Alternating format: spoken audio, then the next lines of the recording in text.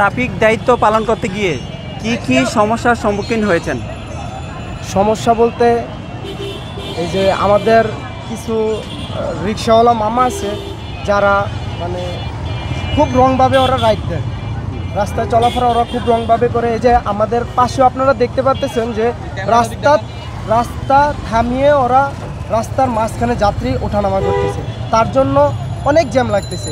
আমাদের আগে আমরা অনেক সময় আমরা পুলিশদেরকে আমরা অনেক গালি দিতাম বা করতাম, তো আমরা একটু জানতাম না যে আমাদের মানে ট্রাফিকে থাকতে কতটা কষ্ট হইতো। কিন্তু এখন আমরা যখন ট্রাফিকে আমরা প্রায় 25 দিন ধরে যখন আন্দোলনের শুরু থেকে এখন পর্যন্ত আমরা রাস্তায় আছি, তখন আমরা বুঝতে পারছি যে পুলিশ ভাইয়েরা কতটুক মানে কষ্ট করতো যারা ট্রাফিকে ছিল। আর যদি আমাদের এই দেশ থেকে মোটর রিক্সাগুলো যদি তুলে দিত তাহলে বোধহয় আমাদের এই ট্রাফিক নিয়ন্ত্রণটা আরও খুব সুন্দর চলে আসতে পারত। আমার কাছে মানে এইটুকুই আমার কাছে খুব মানে মনে হয়েছে যে মোটর রিক্সাগুলা যদি তুলে দেয় তাহলে আমাদের এই ট্রাফিক এই জ্যাম এই জিনিসটা আমাদের থাকবে না। এই মুহূর্তে দেশের সবচেয়ে বড় চ্যালেঞ্জ কোনটি? দেশের সবচেয়ে বড় চ্যালেঞ্জ হচ্ছে দেশটাকে চালানো, ট্রাফিক থেকে শুরু করে ব্যাংক ব্যালেন্স, এরপরে বিভিন্ন অফিস, ওইগুলো ব্যবসা প্রতিষ্ঠান, এগুলো চালানো এখন খুবই মানে কষ্টকর।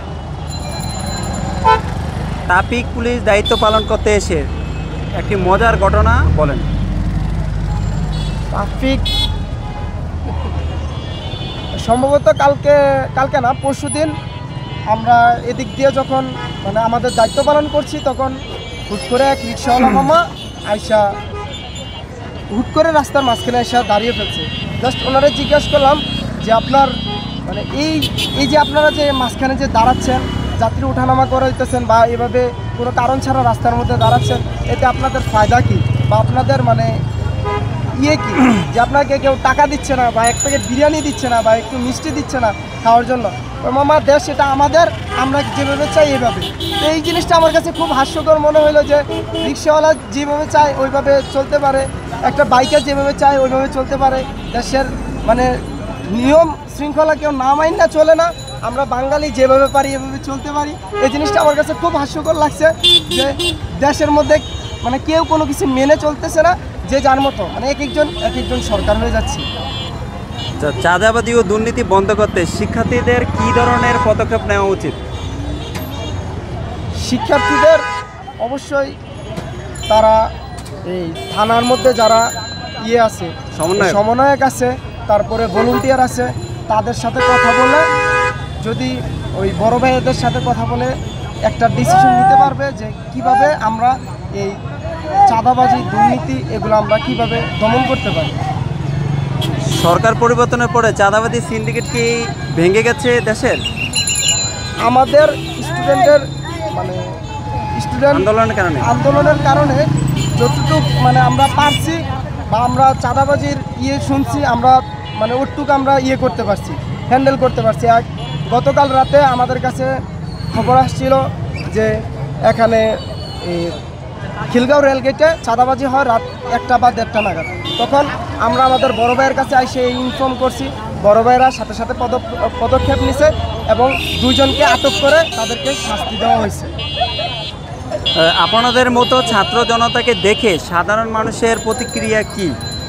খুব ভালো, সবাই মানে অনেক ভালোবাসে, কিন্তু কিছু আছে যারা গালি দিয়ে যায়, আইসা বলে যে আমরা এই জ্যাম পাকাই দিতেছি, আমরা না থাকলে অনেক ভালো হইতো। আবার অনেকে বলে যে না ভাইয়া তোমরা খুব ভালো করতেছো, সাব্বাস বেটা, অনেকেই অনেক কিছু বলে।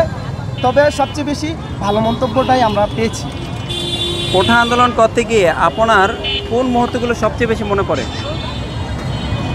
বড় ভাইদের রক্তে রঞ্জিত হওয়া রাজপথ, মুগ্ধ ভাইয়ের মাথায় লাগা গুলি, পানির কেস নিয়ে যখন উনি পানি লাগবে পানি, ওই জিনিসগুলো আমাদের চোখে এখনও বাঁচতেছে। আমরা তাদেরকে সারা জীবন মিস করেই যাব, কিন্তু আমরা তাদের কখনো ভুলতে পারবো না। তাদের জন্য আমাদের এই দেশ স্বাধীন হয়েছে। কোঠা আন্দোলন করতে গিয়ে আপনার একটি স্মরণীয় ঘটনা বলেন। কোঠা আন্দোলন করতে গিয়ে যখন আমরা 18 তারিখে রামপুরা পুলিশের সাথে আমাদের সংঘর্ষ হয়, তখন আমার ফ্রেন্ড তার বুকের বাম পাশে একটা গুলি খায়।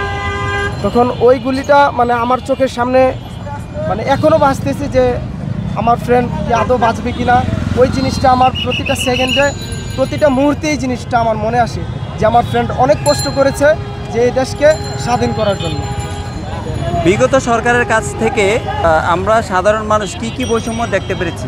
বৈষম্য যেমন আমরা আগে একটা রিক্সাওয়ালা বা প্রাইভেট কারের মধ্যে যেরকম আমরা একটা বৈষম্য আগে আমরা দেখতাম, এরকম একটা বৈষম্য এখন সৃষ্টি হচ্ছে না। বা আগে আমরা একটু ছোট বা এই নিম্ন মধ্যবিত্ত দেখলে আমরা যেভাবে অনেকে রিয়েকশন করতাম, এরকম রিয়েকশন হচ্ছে না। কিন্তু আমরা সবচেয়ে বেশি পজিটিভ জিনিসগুলো আমরা দেখতে পাচ্ছি। শেখ হাসিনার কারণে বঙ্গবন্ধুকে অসম্মান করা হচ্ছে, আপনার চোখে এটা কীভাবে দেখেন? এটা সম্পূর্ণ যৌক্তিক, কারণ শেখ হাসিনার কারণে আমাদের বঙ্গবন্ধুকে মানে অনেকভাবে অপমান করা হচ্ছে। আমরা অনেক জায়গায় দেখেছি যে ওনার ভাস্কর্য ভাঙা হচ্ছে, ওনার মানে ভাস্কর্যের মধ্যে গলার মধ্যে জুতার মালা পরানো হচ্ছে, মানে বিভিন্ন জিনিস যা মানে আগে কখনো কেউ করেনি। কিন্তু এখন শুধু শেখ হাসিনার জন্য তার বাবা শেখ মুজিবুর রহমান এই জিনিসগুলা মানে ফেস করে যাচ্ছে। নতুন সরকারের কাছে কি চাওয়া পাওয়া?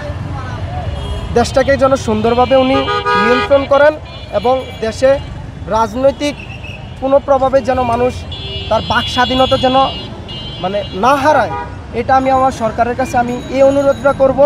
আর সরকারের কাছে একটাই অনুরোধ করব যেন স্টুডেন্টদেরকে একটু ভালোভাবে ফেসিলিটিস দেওয়া হয়। কারণ অনেক স্টুডেন্ট আছে যে মানে নিজের খরচ নিজে চালায়, নিজের খরচ নিজে চালাতে গিয়ে পড়াশোনায় ব্যাঘাত ঘটছে। তো আমি ওই সরকারের কাছে একটু আমি আবেদন করব যেন স্টুডেন্টকে তার মানে পড়াশোনার পাশাপাশি একটা কর্মস্থল করার সুযোগ করে দেওয়া হবে। ডক্টর মোহাম্মদ ইউনূস চাকরির পিছিয়ে না দৌড়িয়ে উদ্যোক্তা হওয়ার জন্য বলছে, আপনি এটা কীভাবে দেখেন?